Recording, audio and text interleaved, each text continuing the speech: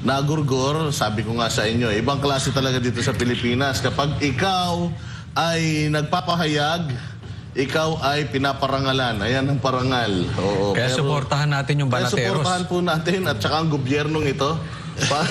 Suportahan po natin ang pamahalang ito dahil kapag di ka sumusuporta, ayan, yung mga channel mo, mawawala na. Coach Oli. Inaalis na yung mga channel nyo. Kaya naman po, no? Suportahan po natin si President Marcos dahil hindi po siya tunay na bangag. Hindi niya kailangan magpa-drug test. Siya po ang pinakamagaling na presidente sa Pilipinas at napakarami na po niyang nagawa. Hindi niyo lang po napapansin. Secret lang kasi yun, secret. At siya ang pinakamatuwid na magsalita sa lahat ng presidente. Matuwid? Sa kasaysayan. No. Pinakamatuwid, ibig sabihin walang kasinungalingan. Walang kasinungalingan. Purong kasinungalingan talaga. May mga bati rito. Wala na. Sa Hong Kong daw sila.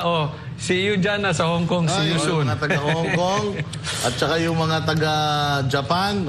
Kita-kita yan. Mga banateros. Nagkakagurguran na, nagkakayarian na dito. Ang Banateros Brothers po ay puro lang po pagmamahal, pagsuporta sa administrasyong Marcos ang pero abangan nyo po yung cooking show ko sa channel. Opo, ako po ay magluluto-luto na lang sa aking channel kasi kailangan para matuto yung mga kababayan natin paano magluto ng mga putahing masasarap. Ito, mag-tutorial, pagwapo. Babalik ako sa dog breeding. Dog breeding. Kasi yung aso ko hindi nangangagat. Yung gobyerno natin nangangagat, delikado. Ako magpapapayat. Babalik ko na yung 16 na abs ko. 16 ha? Kasama mo ka dun. Pero alam nyo, nakakapagtaka mga partners, no? Puro nababanatan, puro account ng SMNI. Ba't kaya yung ibang mainstream media?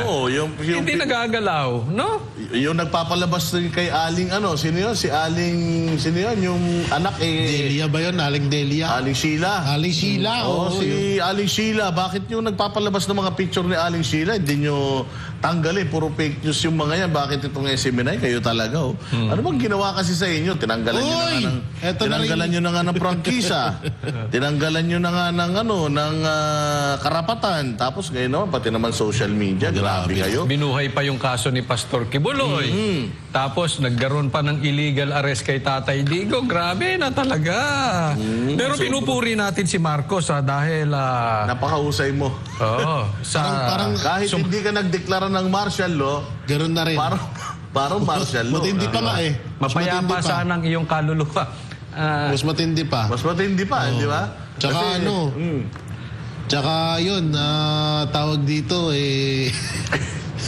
bukas makalawa, ito na yung mga last live namin dito.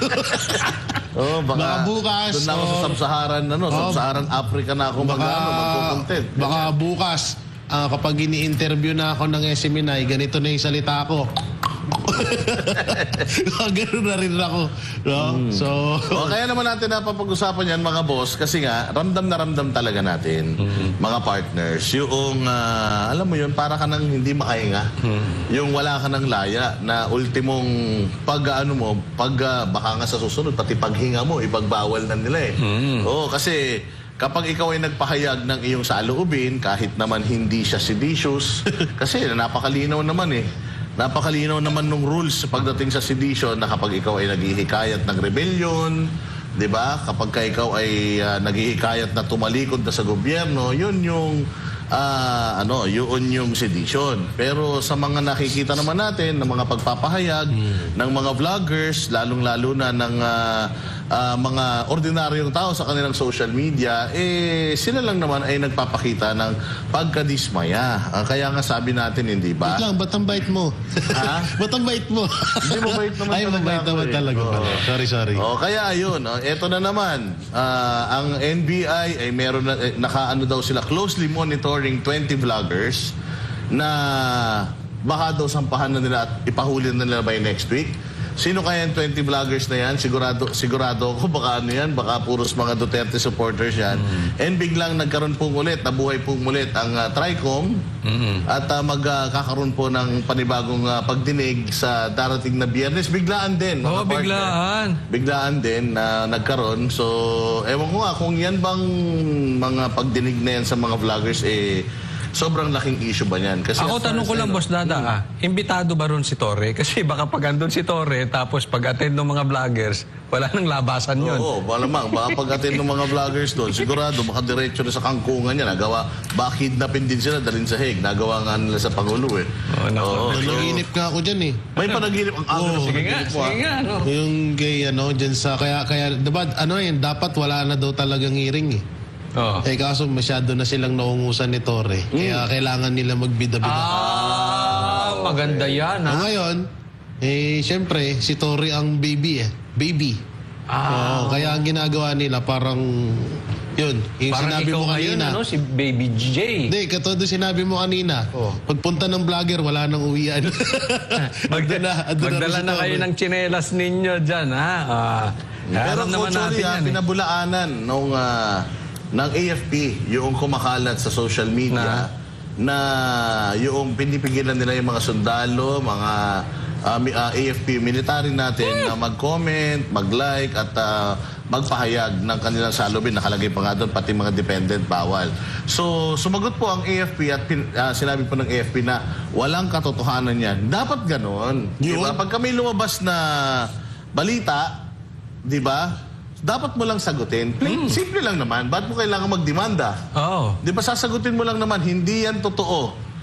Move on na tayo dyan. Tapos, di aabangan ngayon ng tao kung talaga bang totoo yung statement ninyo. Pero, let's take it at face value. Ika nga, sinabi nila na hindi totoo yun, so let's believe them.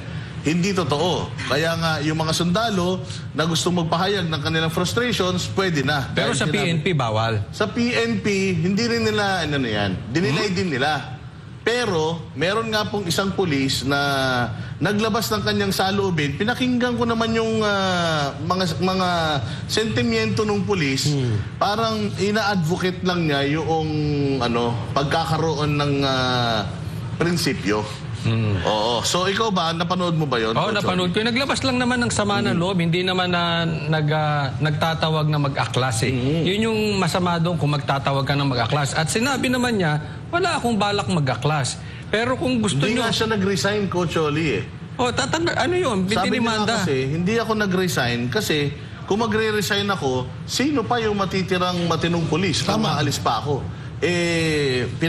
Pinakikilala ko nga yung sarili ko sa inyo as matuwid na pulis, matinong pulis. Kung aalis ako, di wala nang matino. So, hindi daw siya umalis sa kanyang Coach Oli. Dapat nga siguro sa kanila, punta silang Japan, paturo sila paano gumawa ng robot. Yung mga pulis dito, gawin nyo na ng robot kasi kung ayaw nyo maglalabas sila ng damdamin na disusi, huliin yan, sunod. Kahit illegal, sunod. Bawal magsalita, sunod. Dapat kumuha tayo ng robot. May mga damdamin kasi yung pulis eh. Kawawa naman kung hindi ka makakapagsalita. Bawal to, bawal yan. Baka mamaya, yung mga asawa ninyo hindi po pwedeng mga makaduterte. Yung syota ninyo hindi pwedeng magsalita. Baka mamaya susunod, puro ganyan na. Pero ikaw, napanood mo ba yun, Jay? Sa iyo napanood. Dalawa ang ko dun eh. Dalawa ang video niya na nakita mo? Hindi, dalawa yung ko doon ang tag dito, komento. Okay, sige. So, unang komento, syempre, nakakaawa. At wala nang freedom of speech talaga, ultimong mga kapulisan. At ayun, nakasuhan pa siya. So, nakakaawa dahil wala naman siyang mali doon sa sinabi niya eh. Pero yung sa isa kong komento, maaaring ito ay pwede kasing mangyari. Pwedeng mangyaring ito ay talagang sinadya na para magsalita siya ng ganito at kasuhan at ito yung parang magiging panakot sa mga pulis na mga lalaban. Kasi nga, dumami ho at marami na ang mga kapulisan na ayaw na talaga sa pinapagawa sa kanila. So pwede kasi na pwede kasi na etong pangyayari nito, hindi ko inaano agad doon sa kay Sir ha.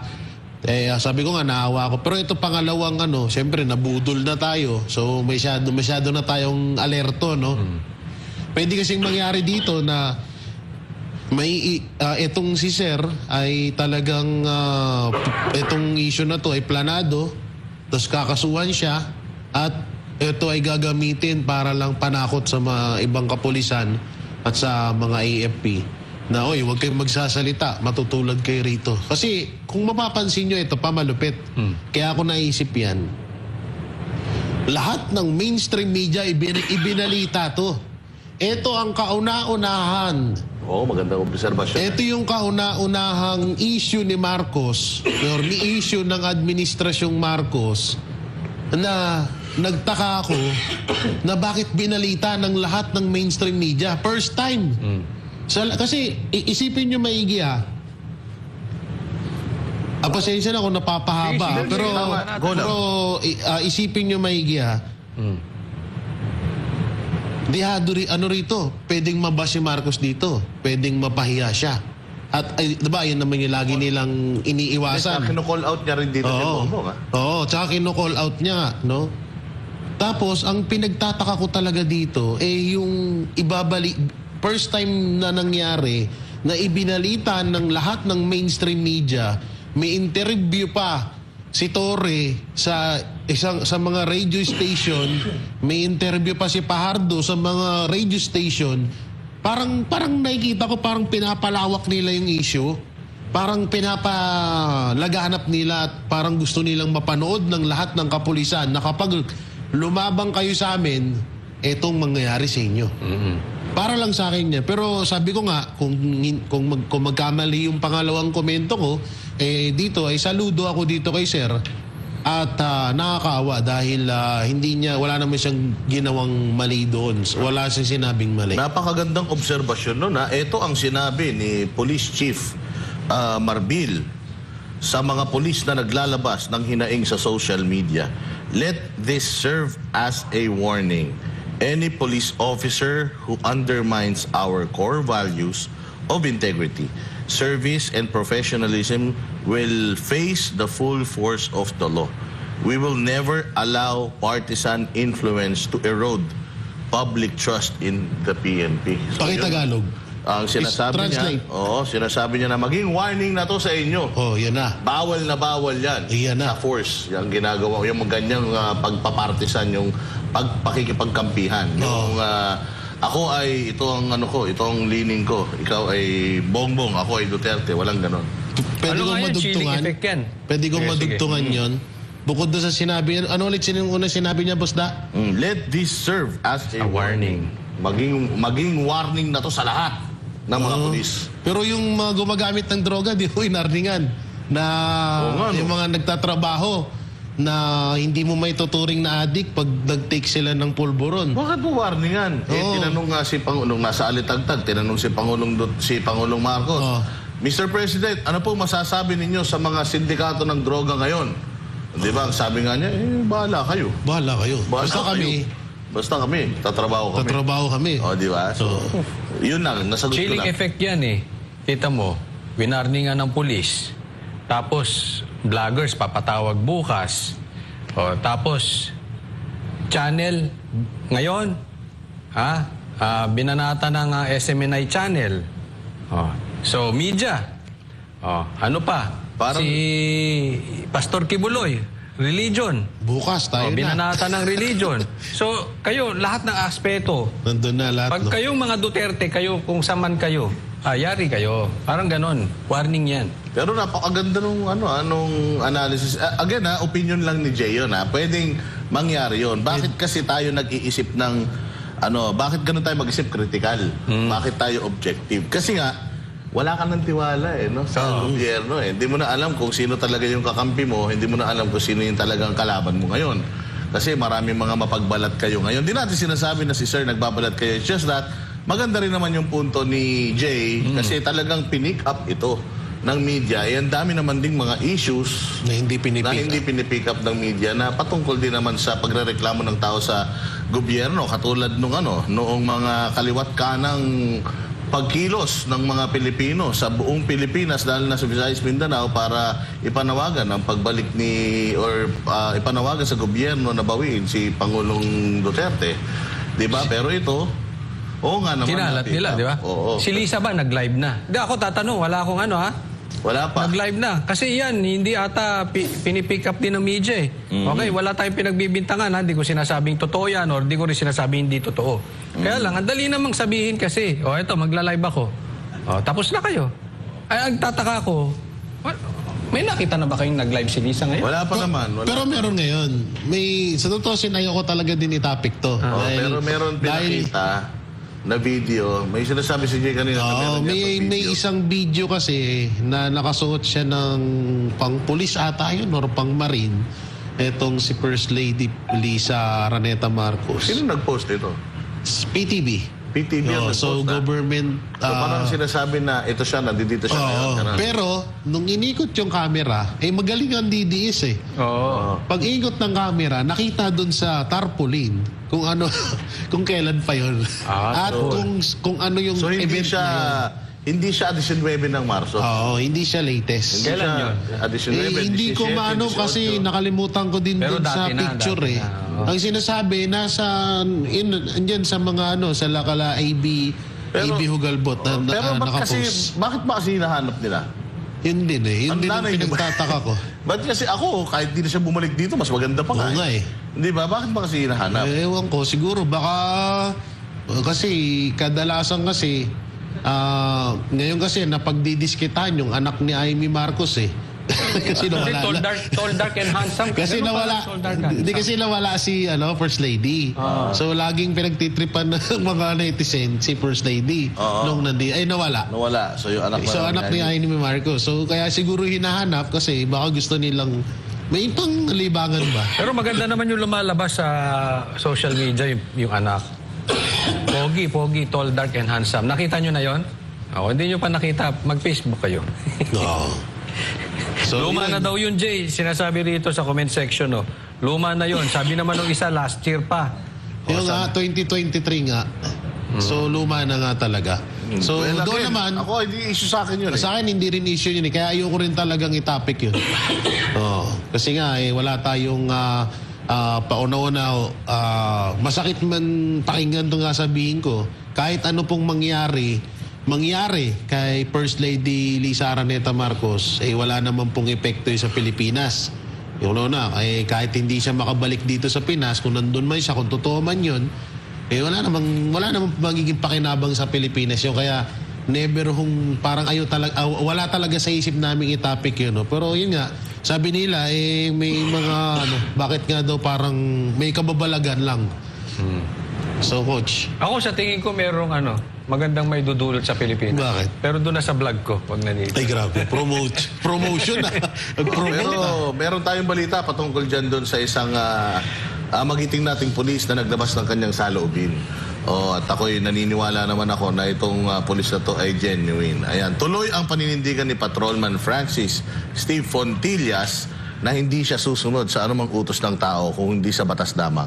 Handa rin siyang humarap sa korte kaugnay ng kasong inihain laban sa kanya. Ngunit nilinaw niyang wala siyang sinabing pababagsakin niya ang kasalukuyang gobyerno. Si Paul Montibon, magbabalita. Sir, pulis ako, pero hindi ako pulis ng kahit sino. Nagsisilbi ako sa bayan dahil ang pinapanindigan ko, sir, ay yung batas kung ano yung nasa Constitution. Kahit si Bongbong pa yung presidente natin or kahit si Duterte pa ang presidente natin, kung mali yung inuutos nila, hindi ko susundin yan, sir. Kahit sino pa ang tatayong presidente, never akong susunod sa mali na against sa batas. Sa kabila ng negatibong reaksyon mula sa pamunuan ng PNP ay hindi pa rin patitinag si Patrolman Francis Steve Fontillas sa kanyang paninindigan sa kung ano ang alam niyang tama at naaayon sa batas. Ang mga pahayag na ito ay resulta pa rin ng kanyang pagkadismaya sa maling paraan ng pag-aresto ng PNP kay dating Pangulong Rodrigo Duterte na ngayon nasa kamay na at nililitis ng mga dayuhan sa The Hague, Netherlands. Giit ni Fontillas Fontillas, walang kinalaman kung sino ang nakaupo sa gobyerno. Kung mali ang pamamaraan at hindi naaayon sa batas, hindi niya ito susundin. Ano man ang mangyari, basta't ang tanging alam niya, hindi sumunod sa batas ang gobyernong Marcos Jr. habang inaaresto si dating Pangulong Duterte. At iyon ang hindi nakita ng mismong tagapagpatupad ng batas, ang PNP. Yung pinaglalaban ko lang, sir, is dapat doon lang tayo sa tama. Kung may order man yan na galing sa taas, isipin muna natin kung lawful ba yung order na yun bago nating sundin. Kasi yun ang sabi sa batas, sir, only follow lawful order. Di ba? Pero sa panig naman ng PNP, paulit-ulit rin nitong sinasabi na naaayon sa Police Operational Procedure ang ginawang pag-aresto kay Duterte sa kabila ng patuloy na pagkwestiyon sa usapin ng legalidad. Kaugnay naman sa kinakaharap na kaso ni Fontillas, mariin niyang pinabulaanan na may sinabi siyang pababagsakin niya ang gobyernong Marcos Jr. sa kabila ng hindi niya pagsang-ayon sa ilang polisiya nito, lalo na sa PNP. Yung sinasabi nila na inciting to sedition daw yung ginawa ko. Walang-wala yun, sir. Kahit sa korte pa kami mag-usap. Okay. Walang element ng sedition sa ginawa ko, sir. Hindi ako nag-speech. Walang audience nung ginawa ko yun, sir. Kasi naglabas lang ako or nag-express lang ako ng stand and principles ko that time, sir. Regarding sa mga issues sa government, sa pag-aresto kay Duterte. It's just about my stand, sir. It's my stand. Okay. Kung ano yung pinapanindigan ko, sir. Wala nang iba. Hindi ako naghihikayat ng rebellion. Ano yun? Pulis pa rin ako ng Pilipinas, sir. Ayaw pagkagulong Pilipinas. Samantala sa nasabing panayam, nanindigan si Fontillas na hindi siya magbibitiw sa pagiging pulis dahil lang sa mga aligasyon laban sa kanya. Giit nito, wala nang matitirang matinong pulis kung ang mga kagaya niya ay iiwan ng PNP sa gitna ng mga maling ginagawa ng pamahalaan. Kung magre-resign ako, edi wala nang matinong pulis na matitira. So hindi ako magre-resign, sir. Sa ngayon, wala pa namang opisyal ng PNP ang tumatawag sa kanya kaugnay sa kanyang kinakaharap na kaso. Ngunit handa naman siyang sagutin ito sa korte. Hinahamon ko nga sila, sir. Kasuhan nila ako and sasagutin ko sa korte. Para sa Diyos at sa Pilipinas kong mahal, nag-uulat Paul Montemon, SMNI News. Alam mo, bilib na bilib tayo sa katapangan nito ni Patrolman. Ano? Kaya kung nakikita niyo ito, Patrolman pa lang ito. Bago pa lang ito. Pero nakita mo talagang may resistance. Pagdating sa lawful order at unlawful order, kailangan alam mo yung pagkakaiba ng dalawa. Susunod ka lang doon sa tama. Hindi mo pwedeng susunod ka sa mali kasi pag sumunod ka sa mali, hindi ka na tagapagpatupad ng batas. O lawbreaker ka na, kriminal ka na yan.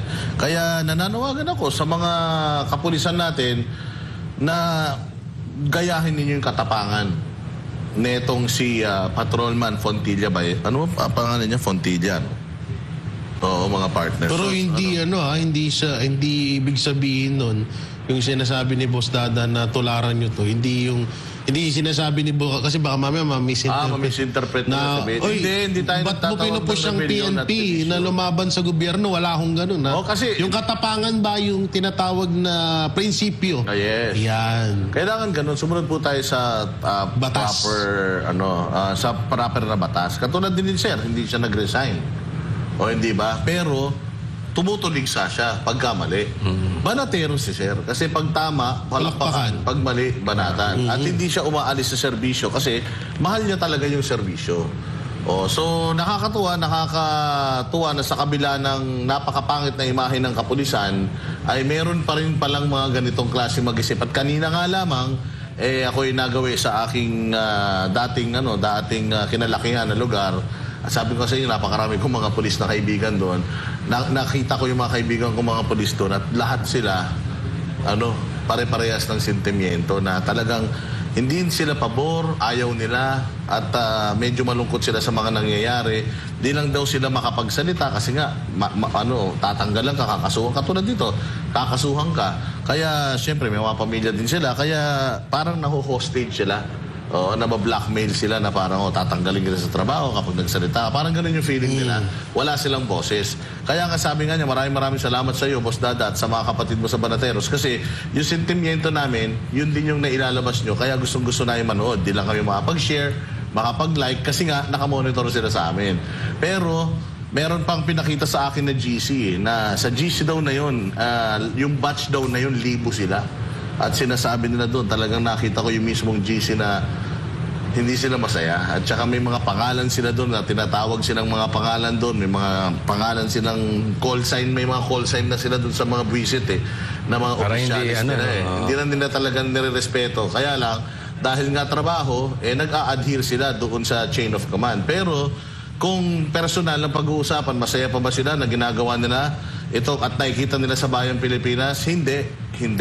Kaya nga sabi ko sa kanila, nasa sa inyo yan kung paano nyo dadalhin yung mga issues ng bayan natin ngayon. No? Just make sure na hindi kayo maging part ng mga krimen na gustong i-commit ng mga sa future, di ba? Kasi alam natin na nagsimula yung pag-commit ng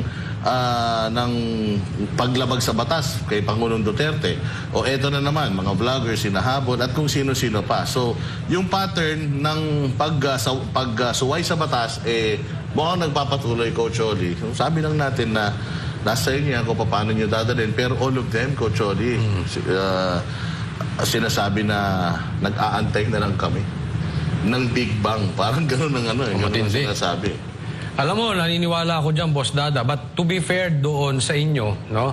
Kayo mismo, kasi ako natanong ko din yan Yung sinasabi ni Boss Dada, may natanong ko rin yung mga kaibigan kong pulis patungkol dyan. At negative po talaga sila sa nangyayari ngayon. So, kayo din, sa mga manunood dito, I'm sure may mga kakilala kayong pulis. Para fair tayo, tanungin ninyo. Unang tanong ninyo, illegal arrest ba yung kay Tatay Digong? Di ba? Para sabihin nyo, hindi kami fake news. Anong mga reaksyon ng mga pulis? Pangalawa, anong masasabi nila kay Torre? Yan yung mga tanong ko Pangatlo, hindi ka ba pwedeng magsalita kung sa alam mo ang inuutos sa'yo ay illegal na? So, makikita nyo yung flow doon. Tapos sa tingin nyo, ilang % na lang ang naniniwala at masaya pa sa gobyernong ito. Tanong lang naman, wala namang masama. Hindi tayo magtatawag na mag-aklas Pero marinig nyo lang mismo, doon sa mga kaibigan ninyong pulis, ano yung kanilang saloobin. So, patunayan nyo rin na yung natatanggap naming mga sagot, malamang ganyan din ang matatanggap yung sagot. Lalong-lalo na tanong nyo about Torre. Kung tama ba yung ginawa sa paghuli kay Tatay Digong. Alam mo, pagka nababanggit ko yung pangalan niya sa mga kaibigan kong polis, parang nagbabago yung mood nila mga partner. Parang mo yung gusto nilang manakal so talagang marami na rin mga talagang hindi masaya. But again, hindi kami naghihikayat na kayo ay tumalikod. Pero ang hinihikayat namin is tayuan ninyo yung prinsipyo. Kailangan doon lang tayo sa tama. Jay, ano ba yung mga nakakarating sa yung Ako rin, marami rin akong mga kaibigan din At may mga kamag-anakan din ako na nasa paninilbihan bilang polis. Meron din AFP. So, yan nga yung sinasabi nga nila na okay na sana nagiging proud. Kasi dati daw, kaya lang may mga kamag-anakan ako na matanda na. So tapos na sa so may mga bago naman. So dati daw, kaya lang sila nagsundalo, naging pulis, gusto lang nilang kumita ng pera. So nung panahon ni PRRD, hindi na ganun Ang kaya nila gusto maging pulis is parang pag naging pulis ka, proud ka na maging bayani ka ng bansa. Pag naging PNAP ka, ganun. So bigla daw parang ibinalik yun. Yung panahon na yun na parang kaya ako magpupulis kasi gusto kong magkapera. Kaya ako magpupulis kasi gusto kong lumawak ang kapangyarihan ko. Or parang maging hari ako, ganun. Magisiga ako, ganun. Kasi nung panahon, di ba, may uso pa na basta matapang ka lang, pwede ka na. So ibinabalik daw ngayon yun. So, masakit kasi sa ngayon ilang taon mong pag-aaralan ng pagiging pulis, training pa, tapos uutusan ka lang para bugbugin mo yung taong nagsisimba. Diba? Ay, grabe. Parang uutusan ka lang para saktan mo, harangin mo yung mga taong nagpapahayag ng sama ng loob nila sa gobyerno. So parang parang ang tingin nila sa sarili nila, parang ang babaw na rin nila kasi biruin mo, sobrang higpit, sobrang hirap ng training, pag-aaral para makapasa sa pagiging PNP, tapos ganun lang papagawa sa'yo. Parang nababastusan na sila. Buti pa sila may prinsipyo, si Claire wala, no? Kaya nga tinawag kong attorney blurred yun eh. Kasi nga blurred nga lagi yung mga komento nun. Meron akong gustong sinabi nung pulis kanina. Sabi niya, inahamon ko sila. Magdemanda kayo. Sa korte tayo magkita. Doon ako magpapaliwanag. Maganda yun eh. Again, yan yung sinasabi natin na respetuhin natin ang korte. Ang tanong lang kung ididemanda ka. Baka mamaya ipatawag ka sa TRICOM, imbestigahan ka, tapos dinilatan ka ng mata ni Paduano. Contempt ka, wala na.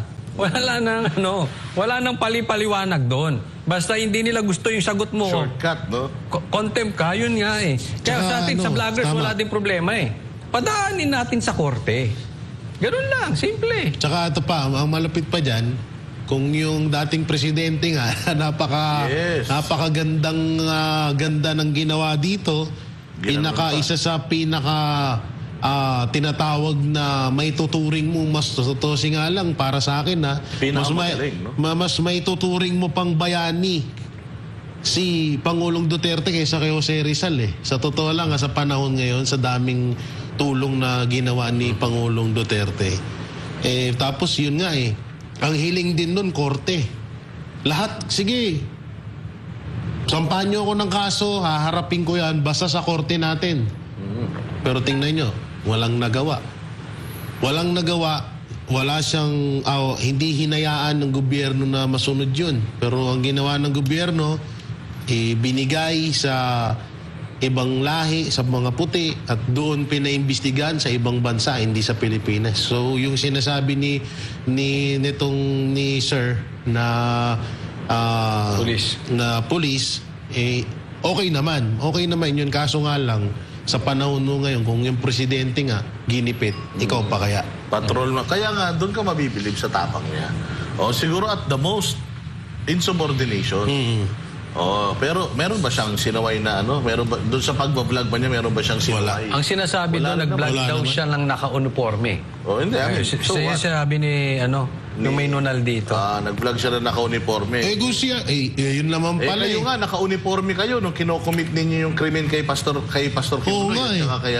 At nagpasuot pa ng uniforme doon sa hindi pulis. Tutori nga naka-uniform, nagpapakita ng puwet sa TV. Mukha pala yun. Sorry. Hindi, actually, yan nga, yung dyan sa Kingdom of Jesus Christ, sa Davao. Nagpa-uniforme pa sila ng hindi naman pulis. Para lang makapasok sa loob.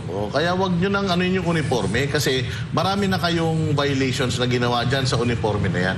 Napakarami ng saksi ang mga uniforme na sinasabi ninyo sa mga kabulastugang pinaggagawa ninyo. At darating ang araw na sisingilin kayo ng taong bayan patungkol dyan sa mga ginawa niyong karahasan at kabulastugan sa Pilipinas. At ito lang masasabi ko dito sa topic na ito, mga bossing, sa mga nasa gobyerno at yung mga lingkod bayan natin, lalong-lalo na kapag kayo ay pinapasweldo ng taong bayan, siguro kung ayaw po talaga ninyo na kayo'y masisita, ayaw nyo na kayo'y maging subject or topic sa mga diskusyon, gumawa kayo ng tama.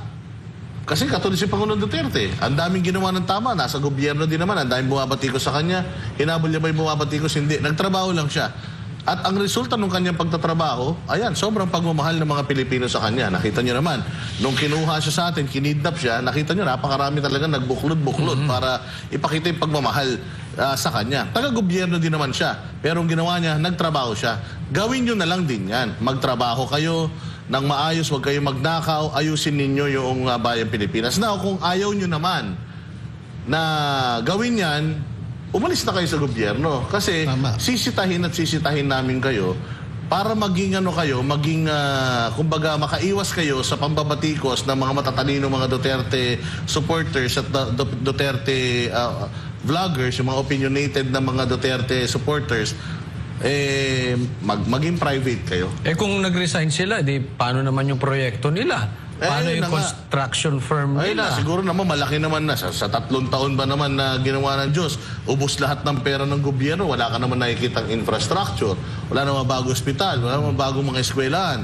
Hindi ba? Naghihirap pa rin mga Pilipino. Siguro naman enough na yung mga naipon nyo, yung mga nakuha ninyong sa mga proyekto ninyo, siguro okay na yan. Hindi ba? Pwede na yun. Ano na kayo? Mag-farming na lang kayo.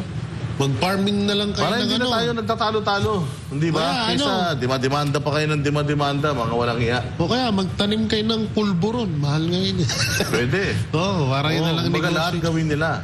Hindi ba? O dito naman tayo. Magagawin naman tayo. Coach Oli, dito sa Awayang. Naku, may napanood ako kanina doon sa piniplay mo dyan. Yung Awayang DOJ Secretary DOJ versus So kanina, nag-statement ng matigas itong ating DOJ Secretary na parang, matindi rin ang kapit sa buhay, ano?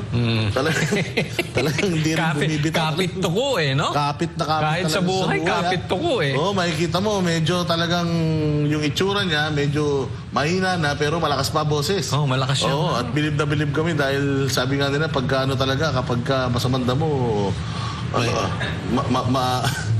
matagal anihin. Pero partner naglalabas na naman siya. For some time, bida-bida yan. Tapos tumahimik. Anong tawag niya kay Minardo? Ngayon, bida-bida na naman. Anong tawag niya kay Minardo Guevara kanina? Mr. Guevara. Mr. Guevara na lang ang tawag niya, mga partner. Kay Solgen Guevara. Ginaganyan mo yung tito ko, sige. At hinamon din niya si Harry Roque na umuwi sa Pilipinas at harapin yung mga kaso niya. Ba't galit na galit ka ngayon? Bawal ka na daw magalit, Sabi ng doktor mo, baka mamaya naka-stapler yun niya, malaglag yan. Yung puso mo, walang Diyo.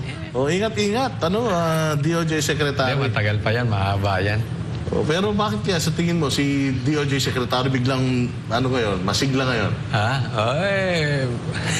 Ang tagal yan na nahihingi ka, ang tagal na tumamlay yan. Kasama rin niya sa panaginip ko. Karugtong yan dun Kanina yung sinabi ko. Hindi, yung isang karugtong kasi pagkagising ko, alas 3 pa mong madaling araw, tulog ulit ako. So ito na yung panaginip ko. Alam mo, yung nga daw, parang may may araw, may buwanan kung kailan sila dapat mag-ingay. Lalo pag-ubos na yung kinita nung nakaraang buwan, panaginip lang ito. Panaginip yan, di totoo yan. Halimbawa, itong isang buwan, kumita ng ganito, mga 10 million, naubos. Kailangan mo mag-ingay para mapansin ka. Wala nang pagkain. Wait lang. Tapos parang wala nang pagkain. Siyempre, renewal. Ang magnanakaw galit sa kapwa magnanakaw. Ang kriminal galit sa kapwa kriminal. Siyempre Ganon din ba sa panaginip? Ganon din sa panaginip. Sabi na, parang nauungusan ako ni Torre. Sunod-sunod parang tatatabunan ako. Kailangan kong gumalaw. Kailangan kong magpasika. May kilala akong susunod na pag ito umalingaw-ngaw na to, may sumusunod na umaalingaw-ngaw. Meron. Manggugupit ba? Yung Hindi to siya nakakasama sa matatalo yun sa eleksyon. Matatalo sa eleksyon yun. Maggupit na lang siya. Ito, pakinggan natin itong balitang ito. Naghahanda na ang Department of Justice sakalit magpatawag ang Korte Suprema ng oral argument hinggil sa pag-aresto kay dating Pangulong Rodrigo Duterte. Sabi ni Justice Secretary Boying Rimulya, hindi raw kidnapping ang ginawa sa ating Pangulo. Pero tinabla naman ito ng isang abogado, si Margot Gonzales, magbabalita. Hiniling ng Department of Justice sa DOJ sa Korte Suprema na ibasura ang pinagsamang habeas corpus petitions ng mga anak ni dating Pangulong Rodrigo Duterte. Matatandaan na dahil sa motion for recusal ng Office of the Solicitor General na punta sa DOJ ang responsibilidad na maging counsel ng gobyerno sa petisyon. Sa inihaing komento ng ehensya, sinabi nitong moot at walang merito ang petisyon dahil hindi na hawak ng gobyerno si dating Pangulong Rodrigo Duterte at nasa kustodiya na siya ng International Criminal Court o ICC sa Netherlands. Gate pa ng DOJ, nasilbihan ng warrant of arrest si Duterte kaya hindi raw illegal ang naging pag-aresto. Ang Korte Suprema, inatasan naman ang mga petitioner na sumagot sa komento ng DOJ sa loob ng 5 araw. Ayon kay DOJ Secretary Boying Rimulya, naghahanda na sila sa posibleng pagharap nila sa oral argument o pagdinig ng Korte Suprema hinggil sa pag-aresto sa dating Pangulo. We always prepare. We cannot go there unprepared. We have to respect the standing of the Supreme Court. Ikaw mismo mag-appear. Well, if I have to, I will do it. Giit ng kalihim, walang kidnapping na nangyari sa pagdala kay dating Pangulong Duterte sa Netherlands. Walang kidnap dito. Okay. There was no kidnap. It was an executive action to surrender the person with a warrant to the ICC through the Interpol. Ang pahayag ni Rimulya, tinabla naman ng kapwa nitong abogado na si Attorney Salvador Panelo. Matatandaan na base sa kampo ng mga Duterte, hindi nakapagpalabas ng hard copy ng warrant of arrest ang Philippine National Police noong inaresto nila si dating Pangulong Duterte. Hihilahin ko yan. Hihilahin ko yan. Naku, maniwala ka, hihilahin ko yan. Makikita rin sa kumalat na video na kulang na lang ay kaladkarin ni PNP Criminal Investigation and Detection Group o CIDG Chief Police Major General Nicolas Torre III ang dating Pangulo para lang maisagay ito sa plano. Ang warrant of arrest, illegal. So kung illegal, kidnapping yun. Walang authority. Ayaw ng akusado. Inaaresto nyo, ayaw. He resisted. He was against it. It's against his free will. Kaya it's kidnapping. Gihit naman ni Panelo, wala sa ICC ang jurisdiksyon ng Korte Suprema kundi sa mga maling gawa ng Administrasyong Marcos Jr. Ito'y kasunod ng pahayag ng DOJ Secretary na malabo nang maibalik sa bansa si dating Pangulong Duterte sakalit lumabas ang desisyon ng kataas-asang hukuman dahil nasa kustodiya na raw ng ICC si Duterte. Hindi pinag-uusapan ng jurisdiction ng ICC. Ang pinag-uusapan, may jurisdiction ka ba doon sa mga illegal na ginawa ng gobyerno at ng mga opisyalis nito? Wala. Meron. So kung meron kang jurisdiction, pwede mong utusan dahil yan naman ang sinasabi ng batas. Pag merong habeas corpus, may nagreklamo sa ginawang illegal na pag-aresto, pagdetini o pag-kidnap sa'yo, kailangan yung gumawa ng mali at illegal, dalhin mo yung nagre-reklamo dito sa amin. So sasabihin na, Your Honors, wala na po, in-surrender na namin. Kung ako ang justice, ang sasabihin ko, problema mo yan. Sinabi naman ni Rimulya na wala silang nagawang mali sa pagpaparesto sa dating Pangulo dahil may international law raw na sinunod ang gobyerno, gaya ng Republic Act No. 9851 o ang Act Defining and Penalizing Crimes Against International Humanitarian Law. Ikinonsidera rin daw nila ang naging ruling ng Korte Suprema noon. And in the Cayetano versus Pangilinan case, I think the Supreme Court, in an obiter, already stated that all things that happened prior to a certain date in 2019 are still within the jurisdiction of the ICC. I have no qualms about what we did, being right or wrong.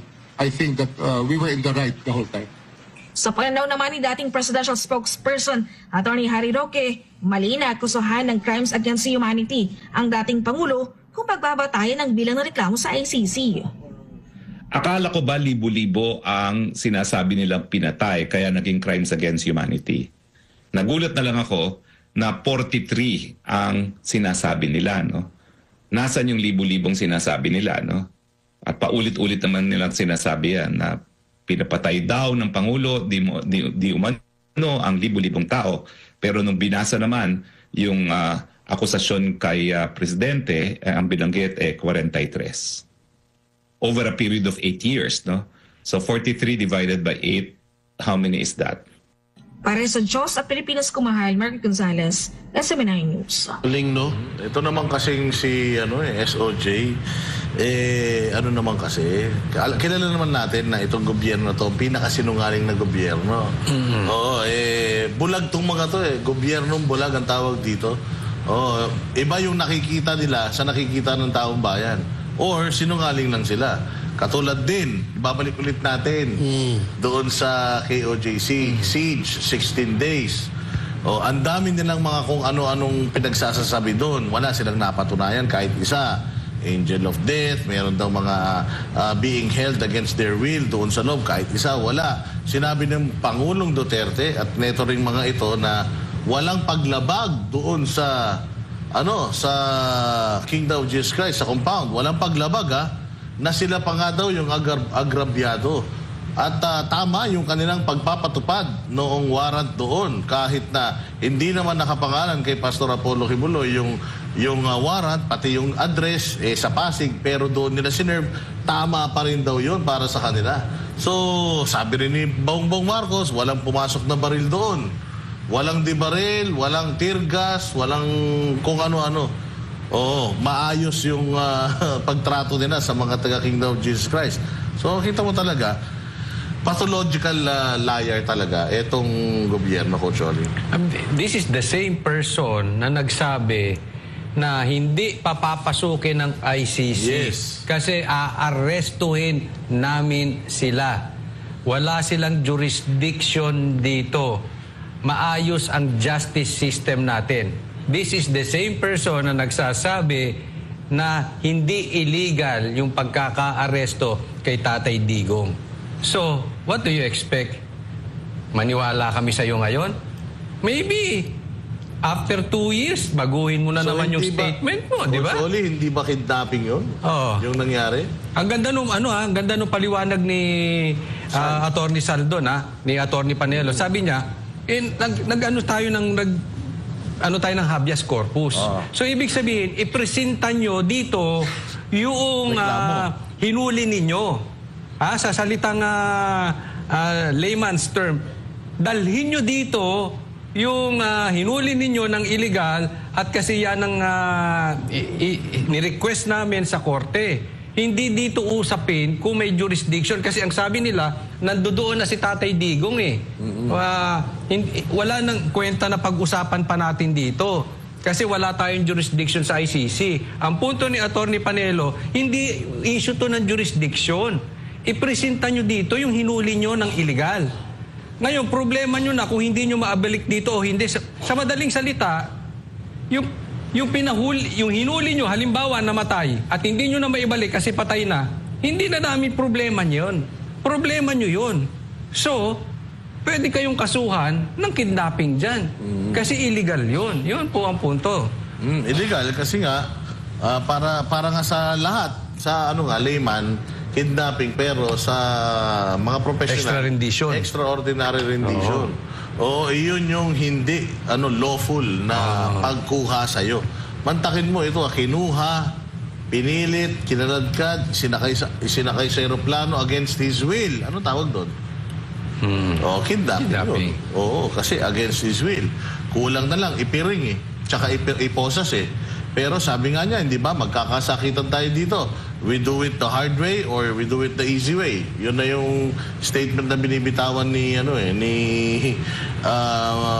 General Torre. Ikaw ba, Jay? Sa mga sinasabi nito ni SOJ Remulla, dati kasi laki mo yan. Si Remulla pala yung nagsasalita kanina? Sino pa pagkakilala? Akala ko si Torre. Magkamukha Sorry. Magpinsan. Akala ko si Torre. Isang kulay Pero hindi daw kidnapping yun. Tama naman daw lahat ng ginagawa nila. Wala silang ginawang mali. Lahat tama, lahat in order. Hindi na rin nila pinag-uusapan whether nangako ka dati Interpol nga. Meron tayong responsibilidad sa Interpol. Hindi naman kami nakipag sa ICC. Kahit naman bistado na sila doon, yun yung kwentong pinaninindigan nila, Jay Guevara. Yun nga, ang tawag nga dito ng ang nakikita ko nga dito sa administrasyon ito ay dalawa lang. Ang goal nila at ang motto nila, magsinungaling at huwag umamin. Yun lang lagi. Tingnan nyo, doon lagi tumatakbo sa dalawang na yun. Gawain ng lalaki. Magsinungaling. Pag tinanong sila, hindi sila umamin. Tingnan mo ngayon yung ginawa kay PRRD, ginawa kay Pastor. Ginawa kay Pastor, nagsinungaling. Kesyo wala daw ginawang doon, masama. Hindi daw nanakit, mapayapa daw yung paglusob nila doon, wala daw nilabag na batas. So pagsisinungaling yun. Tinanong sila na kasi nakita na ng taong bayan, ang daming ginawa May mga nakahiga na, sinipa pa sa mukha, may tinirgas, may namatay. So, nung na-interview si Marcos, anong nangyari? Hindi umamin. Nagsinungaling pa rin. So, ganun lang. Huwag sinungaling na magsinungaling, tumanggi ng tumanggi, huwag kang aamin. Hanggang sa matabunan. Hanggang sa matabunan yung issue. Kaya nga, eto, dyan sa tito ko. Wow. Tito Maynard. Tito Remulla? Hindi. Hindi ko kahit, hindi na ako lalabas ng bahay pag ikaw naging tsuhing ko. Pero hindi nga, Jay, magkawin kayo. SOG, huwag ka magpapayat. Alam mo na yung tsura mo pag pumayat ka. Mas maliit lang tenga mo sa kanya. Lintik ang tenga ni Boying, mahaba buhay niya. Kaya pala, no? Dalawang tangkal eh. Parang duwende, no? Lobos na yung tenga niya eh. Dapat dalhin sa Disneyland yan. Doon kay Solgen, mas okay siguro, sir, na umalis ka na. Or bumiti mo na dyan sa pwesto mo. Kasi ikaw na lang yung alam mo ba, halimbawa, sa isang timba, kulay itim yung tubig, di ba? Pag pinatakan mo ng katas ng langka, siya lang yung nag-iisang doon. Siya na lang talaga eh. Kasi halos lahat, itim na yung nakapaikot sa administrasyon eh. So mas maganda, umalis ka dyan kasi hindi ka nararapat dyan. Kilala ka namin at ikaw ay itinilaga. Alam ko, si PRRD. Si PRRD ang secretary nun yan, Jay. Si dating Pangulong Duterte si Pangulong Duterte ang naglagay dyan kay Solgen Guevara. Alam naman natin na kapag ang nilalagay or inaano ni Pangulong Duterte ay maayos. Walang sablay. Pero alam mo, Jay, itong si Solgen, naintindihan ko si Solgen, Coach Oli, kung bakit parang sumuko na. Ayoko na. Walang hiya kayo. Totoo. Taki mo, sunod-sunod pa naman yung nakabinbin na mga oral argument niya. Imagine mo, nag-oral argument siya sa PhilHealth. Nagmukha siyang sanggol doon. Mantakin mo, hindi naman siya nagnakaw. Pero siya yung nag-explica kung paano nila ginawa. Hindi ba? Nilaglag niya pa nga ang Congress doon eh. Tanong niyo sa Congress kung saan napunta yung mga pera na yan. Basta, ito lang, dito napunta. Ngayon, tinan mo sunod-sunod, ang daming mga petisyon. Sabi nga ni Attorney Guanzon na itong gobyerno na to sa history ng gobyerno ng Pilipinas, ito ng gobyerno na to ang pinakamaraming beses hinabla sa Supreme Court. Siyempre, pag hinabla mo gobyerno sa Supreme Court, sino nga harap? Abogado ng gobyerno. Sino? Si Solgen. Imaginein mo, sunod-sunod yung mga TRO at saka yung mga motion na final dito sa Supreme Court. Kahit naman sino, susuko. Tapos eto pa, lalong-lalo na alam mong mali. Ang pinakamasaklap dito, Coach Oli, ang dami ng mga independent na mga abogado sa abroad, mga malalaking abogado rito sa Pilipinas, politiko, lahat sila, sinasabi nila, mali. Yung mga taga-gobyerno na nagsasabi na hindi. Actually, yung kanilang mga kandidato sa alyansa ng mga walang silbi sa buhay, sinasabi nila na parang bigyan na natin ng chance, nandoon na bigyan na natin ng chance. Nandoon na sila sa hearing doon. Pero kung pag-uusapan mo, lawful ba yung pagkaka-turnover kay Pangulong Duterte sa ICC, lahat sila hindi nagkokomento kasi alam nilang mali. Ang dami ng mga abogado dito ang nagsasabi na ang Department of Justice hindi yan competent judicial authority. Hindi yun. May mga abogado pa nga na magtataya ng kanilang mga lisensya dahil sigurado sila. Dahil ang DOJ ay executive, isa nga siyang department. Therefore, opisina siya ng presidente. Presidente ang appointing authority. So, doon pa lang, nakikita mo ng mali. Pero sa kanila, doon sa spokesperson nilang parang aso, mukhang bulldog na kagat na ng kagat kahit palpak na, napapahiya na siya. May ako doon may sasabihin ako doon napapahiya na siya pero dire-diretso pa din siya. Etong si DILG Secretary, si DOJ Secretary, sila na lang actually yung nagsasabi na okay yung ginawa nila. Police, sila lang. Pero yung mga tao sa labas nila, wala, lahat sinasabing mali. Hindi ba, Coach Oli? Yung sinasabi mong lahat na lang tama. Alam mo kung saan ako nakakaano dyan? Kay Claire. Kasi pag pinakinggan mo si Claire, parang kung hindi mo alam yung totoo pag pinakinggan mo lang siya, ngayon mo lang siya hindi ka Pilipino, pinakinggan mo siya. Pag ang linis ni Marcos. Ang linis-linis ni Marcos. Siguro, Diyos to, holy siguro ito si Marcos. Kasi talagang walang pagkakamali, perpekto, Sa kanya talagang parang ano talagang... kumbaga puting-puti, labas kulang sa na lang, dilaan talagang gano'n kumakasip-sip Parang itong siya tao parang na to. dinaig niya pa si Parang si Santo Papa. Santo Papa sa pagiging perfecto. Oo. Ibang klase. Ang gobyerno natin. Ang ganda nga nung isang interview sa kanya dyan sa press corps. Sabi ko, pa-interview kasi hindi naman marunong. So sabi sa kanya, so hindi naman daw talaga sila kasi makikipag-cooperate sa ICC. So hindi kayo makikipag-cooperate sa ICC. So paano yun? Kung halimbawa, naglabas ang ICC ng freeze orders sa mga assets ni Digong kasi madami siyang mga biktima sa Pilipinas para kung sakaling matapos yung kaso, guilty si Duterte, may paghahati-hatian yung mga claimants. Ganon yun kaya pinifreeze yung assets. So kung paano kung i-freeze yung assets, ano mo ba? Makikipag-cooperate ba tayo? Sabi niya, daw nila sa AMLAC, ifo-forward daw nila yung issue sa AMLAC. So sabi sa kanya, ganon, ifo-forward mo yung issue sa AMLAC. So pag finorward mo yung issue, hindi ba pakikipag-cooperate na yan? Finorward mo yung issue hindi, kaya nga natin fino-forward sa AMLAC kasi hindi tayo makikipag-cooperate. Sabi ko, walang hiya talaga. Matindi talaga ang utak. Palagay ko, pag naging abogado na itong ating pinakamagaling na si Sir Carlo dito, palagay ko pwede kong itapat dito. Ang linis. Hindi daw siya makikipag-cooperate. So sabi nung nag-interview sa kanya, hindi ba that's coordinating or that's cooperating with them already, considering na you are kumbaga you're referring it to the proper office. Sabi niya ayun nga, kung kailangan gawin parang kailangan gawin kasi ganun, di ba? Tsaka ito doon pa lang sabi nila, hindi naman daw talaga sila na ipagsabuatan sa ICC. Pero yung Interpol daw, tinulungan nila. Kung di ako nagkakamali So, isipin nyo maigi, ginamit ng ICC yung Interpol para makatawid sa atin. So, anong pinagkaiba? Bottom line. Same scenario. Same lang. Nung sinabi ni Marcos na, yung pinirmahan ko hindi blanco. Ganyan tayo niloloko nito. Oo, hindi naman sinabi ni Tatay Digong na pinirma mo blanco, pero yung pinirmahan mo galing sa blanco. And yet, pinirmahan mo. Ganun pa rin, pinirmahan mo pa rin. Ikot tayo, ginagawa tayong tanga nito.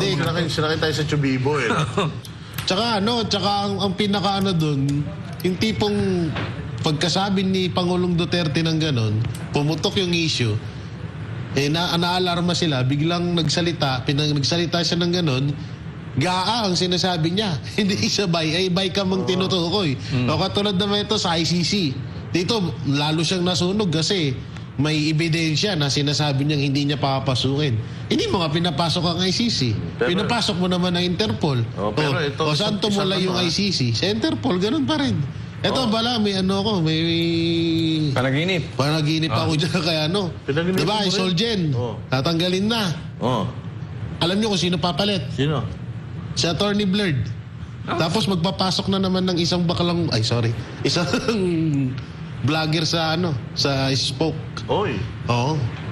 Parang best friend mo yan. Parang best friend ko.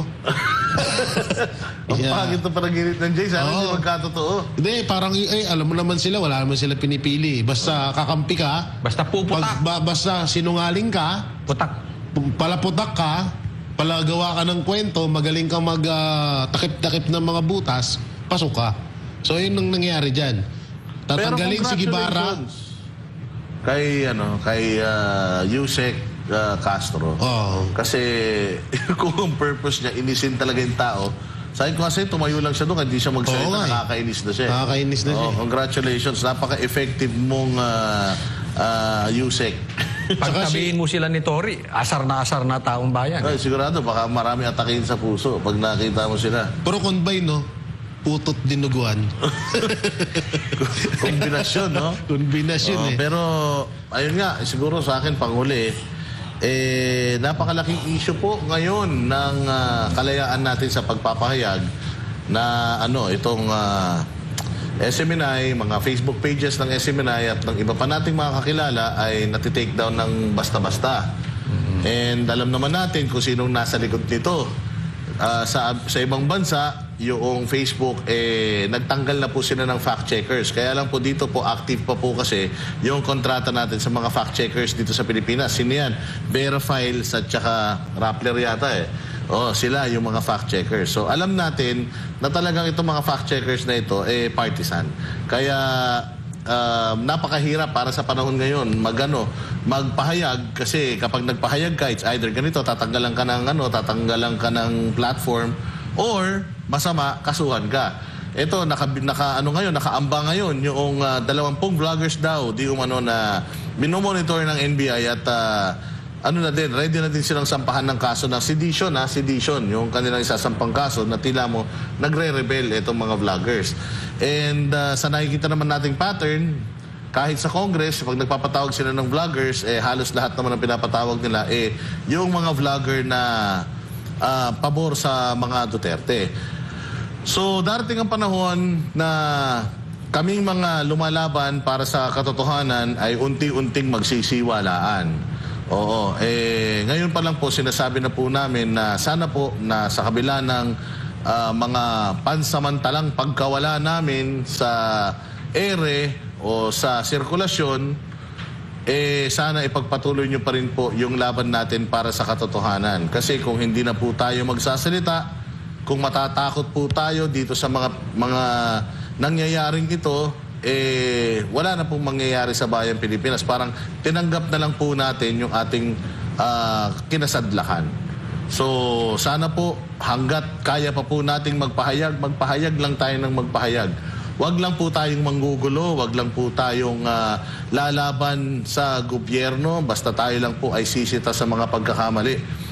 Ingat lang po kasi mahirap na baka biglang magkagulo, baka inaantay lang talaga nila na magkagulo, magdeklara sila ng hindi natin gustong ideklara, tapos yung kaisa-isang pag-asa natin na eleksyon, hindi pa matuloy. So hunos dili, mga kababayan, samahan na rin natin ng dasal. Malay mo naman, huling good night na nila yan. Coach Oli. Jay Guevara. Siguro yung na lang, tuparin natin yung inihiling ni Pangulong Duterte na maihalal ang lahat ng Duterte senatorial candidate, dahil ito na rin yung pagkakataon para makabawi tayo sa mga ginawa ni Pangulong Duterte dito sa Pilipinas, at makabawi din tayo at tapusin na ho natin itong mga ganitong pangyayari na parang sinasakal tayo at hindi tayo makapagsalita ng saloobin natin.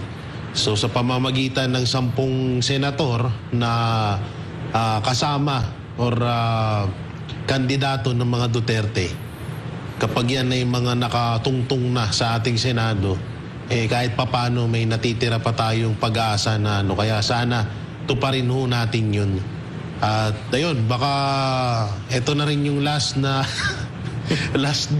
live namin. Uy, grabe ka naman. Wala pa ba? Hindi. Tayo, laban lang. Laban lang tayo kahit anong mangyari. Joke lang. Kasi nakakaba mo naman yung mga viewers natin. Hindi na, joke lang. Nanay Morning Jew, magandang gabi sa'yo. Mag-alala, Nanay Morning Andito pa rin kami hanggang dulo, hindi magbabago. At ang Banateros ay tutupad pa rin sa aming salita na kapag tama, palakpakan, pag mali, banatan. Coach Oli. Talagang nakakalungkot ang nangyayari sa ating binubusalan na. Yung ginawa sa SMNI, yan malaking bagay na po na sila ay nakikita nilang epektibo po ang pakikipaglaban natin sa ating karapatan at sa katarungan. At isusunod na nga yung mga vloggers. Sunod-sunod na yan. Talagang lahat ng maididikit kay Duterte ay bubusalan. And tulong-tulong po tayo. Ilabas po natin. Hindi po tayo nagtatawag na tayo ay magrebelde, pero karapatan nating ilabas yung ating saloobin. No? Para yung gobyerno ay matuturing makinig. Gaya nga ng sabi, kung tama naman ang inyong ginagawa, kay Tatay Digo, maraming bumatikos. Kay BP Sara, marami ring bumabatikos. Pero maganda yung ginawa nila, kaya ngayon ay minamahal ng taong bayan. Sana mag-focus ang gobyernong ito sa pagtulong sa taong bayan. at hayaan nating humusga yung taong bayan. Kung tama ba ang ginagawa nila or hindi. Huwag nating busalan, huwag nating pigilan yung mga nagsasalita ng mali sa inyo. Bagkus dapat pinapakinggan nyo yan at kayo natututo kung ano ang pagkukulang ninyo. So, kung maganda ginagawa ninyo, aasahan ninyo para kayong si Duterte, mamahalin ng taong bayan. Kung marami kayong natutulungan, nasusugpo nyo ang krimen at droga at mga komunista at NPA, kahit patapon kayo sa ibang bansa, para kayong si Duterte, mamahalin ng taong bayan. Pero kahit anong gawin ninyong pagbusal sa pulis, sa vloggers, sa simbahan, sa ayuda, wala lahat yan. Walang kwenta yan kung hindi nyo ginagawa yung dapat nyong gawin sa taong bayan kasi hindi kayo mamahalin eh. Kita nila ang politikong organic. Yung talagang may ginagawa kesa yung puro pagkuha ng mga sekretary magsisinungaling sa TV. Iba yung sinasabi, iba yung ginagawa. So, focus tayo sa pagbaba ng presyo ng bilihin, sa infrastructure. Andun na si Duterte. Total, sabi nyo, hindi kayo makikooperate. Umalis na kayo dyan sa usaping Duterte at Marcos. Pakita ng proyekto nyo na may pakinabang ang taong bayan. Kita-kita po tayo ulit mga kabanateros dito lang sa SMNI. Pag tama, palakpakan. Pag mali, banatan. Ako po si Coach Oli. At ako naman po si Banat Bay. Yun na naman tayo. At ako naman po si Master Juday. Para sa Diyos at sa Pilipinas, nating mahal. Tapos pala ako si MJ Mon.